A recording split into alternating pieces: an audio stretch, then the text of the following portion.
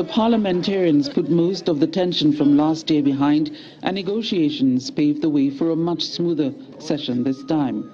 The regions that we do is north and south, and this time around we fielded our candidate as we did last year, Honorable Charambira, to represent the north, the south. Then the north has not fielded any candidate because we've been negotiating with the north to say after 3 years you are going to take it from us. What we are committed to do is to vote north as the first vice president to show our commitment. The Southern African Caucus had a dissenting voice in Malawi's Jeremiah Chihana. My candidate will not divide strategy. Rotation will change the principle of who should stand. So I'm the only candidate who will be available for under the principle of rotation, which we have been fighting for. So I am the candidate. I'm the sole candidate for Southern Africa.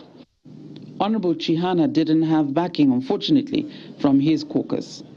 And voting for positions began late in the day, with the AU Commission Chairman Musa Faki Mahamat closely watching.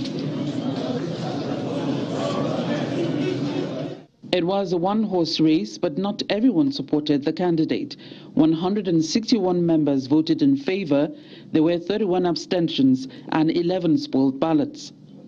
Eventually, 60-year-old former vice president and traditional leader from Zimbabwe, Chief Fortune Charambira, was declared the new president.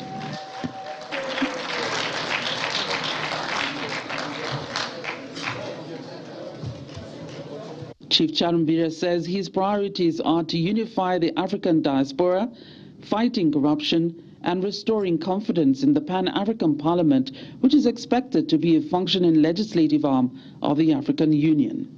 This is now the critical moment for us to take Africa forward. Thanks to the supervision of the African Union Commission, the Pan-African Parliament now has new leadership.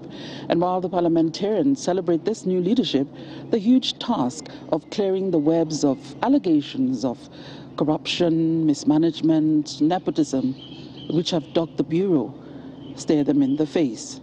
And these are just some of the problems that this institution faces in its push for relevance on the continent. From the Pan-African Parliament, Midrand, South Africa, Betty Dibia, Channels Television News.